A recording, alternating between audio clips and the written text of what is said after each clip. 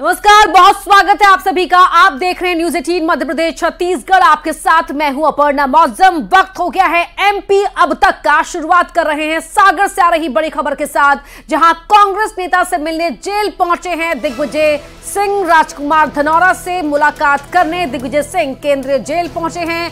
पहले बीजेपी किसान मोर्चा के अध्यक्ष थे धनौरा। मंत्री गोविंद सिंह राजपूत के खिलाफ मोर्चा खोला था। बीजेपी ने धनौरा को पार्टी से बाहर कर दिया था और बाद में धनौरा ने कांग्रेस ज्वाइन कर ली थी और उन्हीं धनौरा से मुलाकात करने पहुंचे हैं केंद्रीय जेल दिग्विजय सिंह। बड़ी खबर आपको बता रहे हैं, कांग्रेस नेता से मुलाकात करने जेल जा पहुंचे हैं दिग्विजय सिंह। राजकुमार धनौरा से मुलाकात करने केंद्रीय जेल पहुंचे हैं राजकुमार धनौरा से मुलाकात करने पहुंचे दिग्विजय सिंह। और बता दें आपको कि राजकुमार धनौरा पहले बीजेपी किसान मोर्चा के अध्यक्ष थे। मंत्री गोविंद सिंह राजपूत के खिलाफ मोर्चा खोलने पर पार्टी ने बाहर कर दिया था और बाद में धनौरा ने पार्टी ज्वाइन कर ली थी, कांग्रेस पार्टी ज्वाइन कर ली थी और अब उन्हीं धनौरा से मुलाकात करने केंद्रीय जेल पहुंचे हैं दिग्विजय सिंह। तस्वीरों में आप देख पा रहे हैं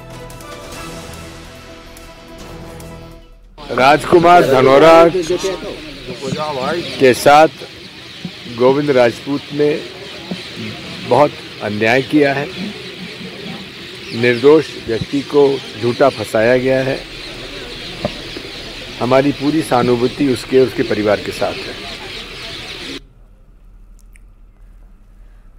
पंकज प्रजापति हमारे सहयोगी हमारे साथ जुड़ चुके हैं। पंकज, चुनाव बीत चुका है, वोटिंग के दिन के बाद से ही लगातार काफी सक्रिय दिखाई दे रहे हैं दिग्विजय सिंह। मेल मुलाकातों का सिलसिला लगातार जारी है।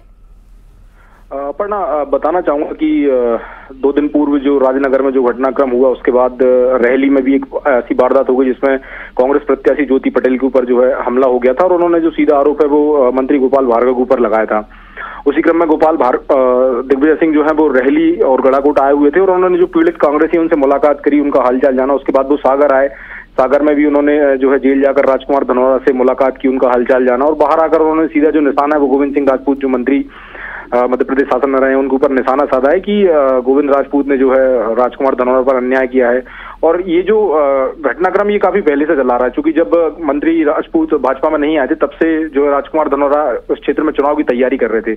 लेकिन जब वो बीजेपी में आए और उसके बाद जब राजकुमार धनौरा को लगा कि अब उनको टिकट नहीं मिलेगी तो उन्होंने सीधे तौर पर जो है गोविंद सिंह राजपूत का विरोध शुरू कर दिया था। उसके बाद लगातार उनकी शिकायत जो ऊपर संगठन में की गई और संगठन ने राजकुमार धनौरा को जो है बाहर का रास्ता दिखा दिया। उसके बाद इनका सीधा जो टकराव है मंत्री राजपूत से हुआ, उनके ऊपर FIR हुई, उनको जेल भी हो गई। एक मामले में उनको जमानत मिलने के बाद उनके ऊपर दोबारा से एक दूसरा केस बना दिया गया और उसके बाद उन्होंने फिर उनको फिर दोबारा से जेल जाना पड़ा। इसी क्रम में आज जो है दिग्विजय सिंह ने उनसे मुलाकात की है, उनको आश्वासन दिया है और उन्होंने मीडिया के सामने ये बोला भी है कि जो है कांग्रेस पर लगातार इस क्षेत्र में जो है अन्याय हो रहे हैं। जी, बहुत शुक्रिया पंकज आपका इस पूरी जानकारी के लिए। दिग्विजय सिंह ने राजनगर के बाद सागर की रहली पहुंचकर सियासी तापमान को बढ़ा दिया है। मामला रहली से कांग्रेस कार्यकर्ता के घर हमले से जुड़ा है, तो वहीं रहली से कांग्रेस उम्मीदवार ज्योति पटेल ने हमले का आरोप बीजेपी उम्मीदवार और मंत्री गोपाल भार्गव पर लगाया है। हालांकि गोपाल भार्गव ने हमले को नौटंकी बताया। सागर जिले के रहली विधानसभा के गड़ाकोटा में हुए बवाल को लेकर पूर्व मुख्यमंत्री दिग्विजय सिंह गड़ाकोटा पहुंचे। उन्होंने कांग्रेस कार्यकर्ता अर्जुन सिंह ठाकुर के घर में हुई तोड़फोड़ घटना की जानकारी ली और रेस्ट हाउस में कार्यकर्ताओं से मुलाकात की। कार्यकर्ताओं के साथ दिग्विजय सिंह गड़ाकोटा थाना पहुंचे। एडिशनल SP से जांच कर निष्पक्ष कार्रवाई की मांग की। वाकई में सुनियोजित षड्यंत्र था और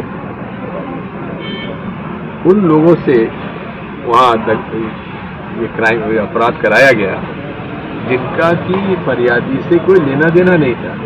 6 लोग नामजद हैं, बाकी 70 से अज्ञात हैं। उनकी पहचान की जा रही है, नए साक्ष्य जो है, नए तथ्य। दिग्विजय सिंह ने बीजेपी उम्मीदवार और शिवराज सरकार के मंत्री गोपाल भार्गव पर गंभीर आरोप लगाए। उन्होंने कहा कि कांग्रेस कार्यकर्ताओं पर झूठे मुकदमे लगाए जा रहे हैं। तो वहीं रहली के कांग्रेस उम्मीदवार ज्योति पटेल ने हमले का आरोपी बीजेपी उम्मीदवार गोपाल भार्गव पर लगाया। वहीं गोपाल भार्गव ने मामले को लेकर सफाई दी थी और हमले को नौटंकी बताया था। कांग्रेस उम्मीदवार के घर फायरिंग और वाहन में तोड़फोड़ का वीडियो सामने आने के बाद हड़कंप मच गया। इस वीडियो में आप देख सकते हैं कि बड़ी संख्या में लोग इकट्ठे होकर तोड़फोड़ कर रहे हैं।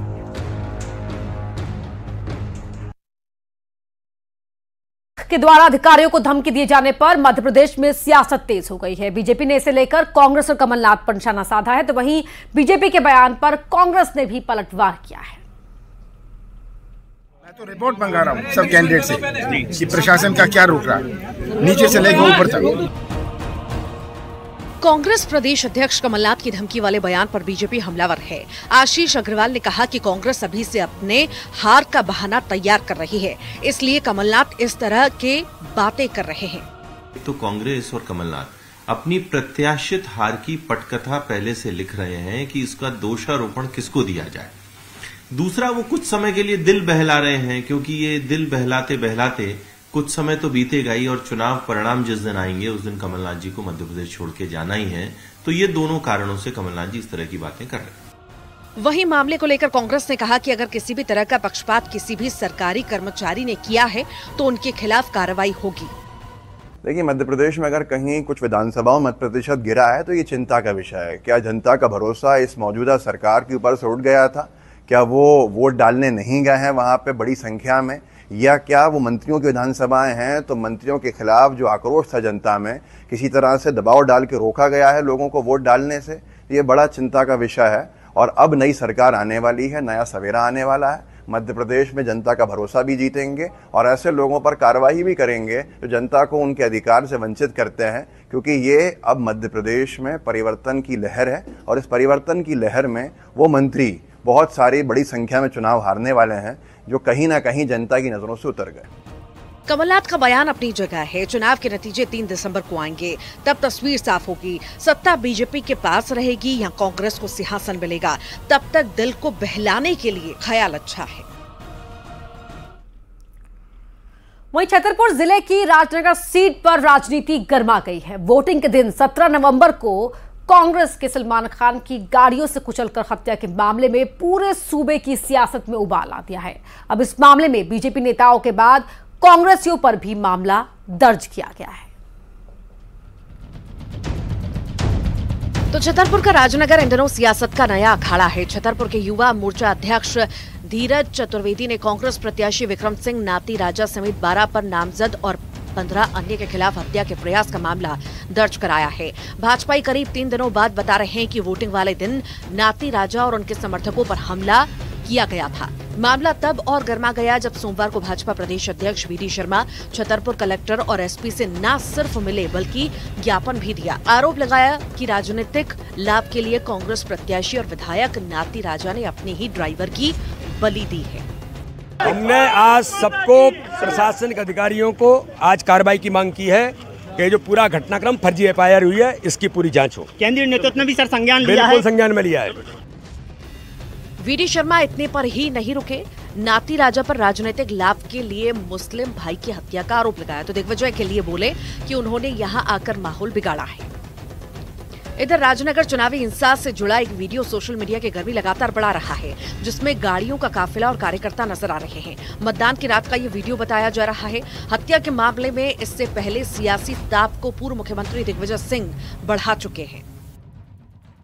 जब उन्होंने कहा कि आप गाड़ी निकालिए यहाँ से, तो वो न निकाल के उन्होंने उन पर चढ़ा दी। बड़ी उनको सलमान ने इनको धक्का दे के गाड़ी में रखा और खुद बेचारा शहीद हो गया। सलमान की हत्या को शहादत बताते हुए दिग्विजय सिंह ने यहां करीब 20 घंटे तक खजुराहो थाने के बाहर धरना प्रदर्शन किया। पुलिस ने भाजपा प्रत्याशी अरविंद पटेरिया समेत 20 लोगों के खिलाफ हत्या का केस भी दर्ज किया था, जो फिलहाल फरार है। सलमान का हत्यारा कौन है, इसके लिए पड़ताल जारी है। और अब बात मध्य प्रदेश के महासंग्राम की। कौन बनेगा सरताज और किसके सिर जीत का ताज सजेगा, ये 3 दिसंबर को नतीजों के साथ ही साफ होगा। लेकिन उससे पहले सामने आए वोटिंग के आंकड़ों ने यहां सोचने पर मजबूर कर दिया है।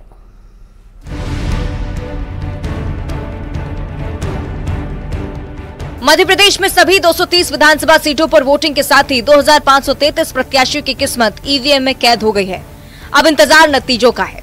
जनता ने किसे दुलारा और किसे नकारा, किसके दावे दम दिखाएंगे और किसके वादों पर मोहर लगेगी। सूबे में कमल की बहार आएगी या हाथ को जनता का साथ मिलेगा। प्रतिष्ठा की अग्नि परीक्षा में कौन होगा पास और किसकी अधूरी रहेगी आस। सवाल कई हैं जिनका जवाब 3 दिसंबर को मिलेगा, जब ईवीएम खुलेगी और पता चलेगा कि सत्ता की रेस में किसे हासिल हुआ है जनादेश।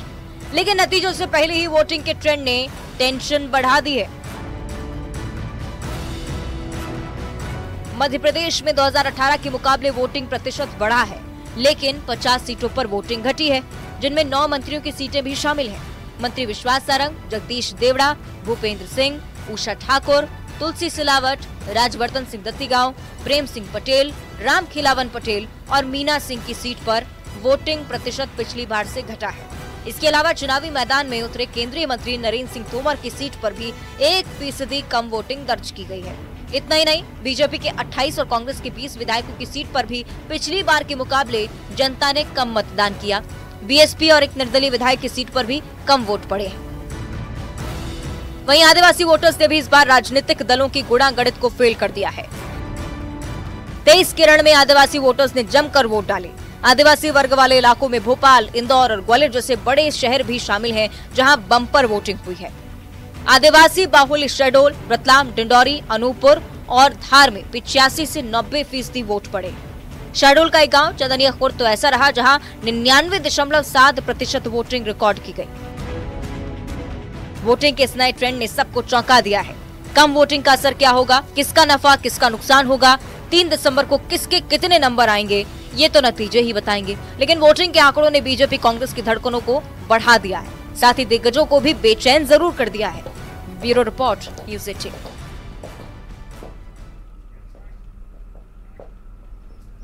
और रुक करें इस वक्त की बड़ी खबर का। जबलपुर से बड़ी खबर आपको बता रहे हैं, जहां चांटा मारने के विवाद में हत्या को अंजाम दिया गया है। युवक पर कुछ लोगों ने हमला किया। हमले में जख्मी युवक ने दम तोड़ दिया। पुलिस ने 4 आरोपियों को अरेस्ट कर लिया है। मुख्य आरोपी हालांकि अभी तक फरार है, उसकी तलाश की जा रही है। कसही गांव की यह वारदात है, जहां चांटा मारने के विवाद में हत्या को अंजाम दिया गया है।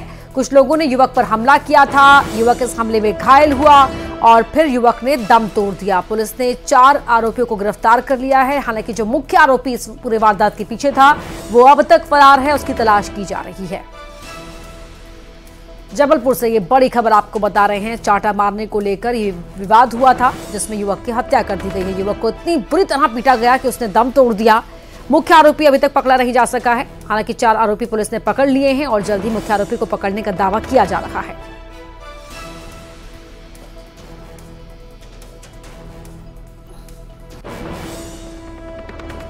मध्य प्रदेश में पुलिस का इकबाल कम होता जा रहा है। मध्य प्रदेश से अपराध की 3 बड़ी वारदातें सामने आई हैं।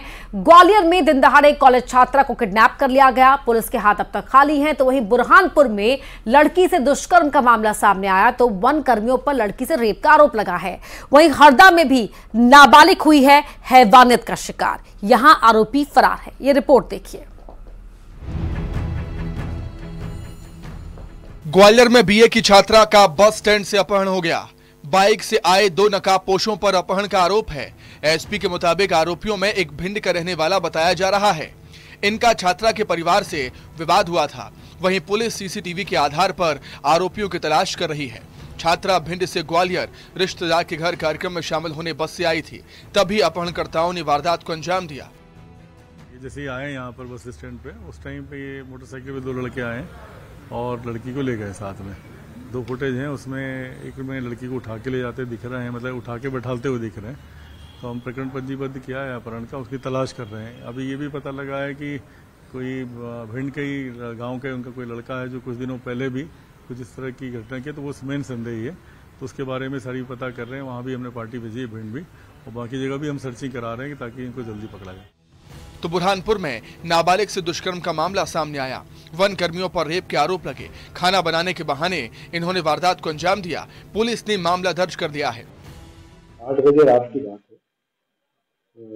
वो फॉरेस्ट चौकी शाम गाँव में सूरज और नीलेश के यहाँ पे खाना बनाती, उन्होंने उसको खाना बनाने के लिए कल बुलाया था। तो फिर इसमें उनके द्वारा जो है उसके साथ गलत काम किया, जिसने अपने माता पिता को, भाई बहनों को ये बात बताई। तो आज उस पर एफआईआर की गई, 2 आरोपियों के खिलाफ अपराध पंजीबद्ध कर दिया। वही वहीं नीमच से बड़ी खबर आपको बता रहे हैं, जहां दो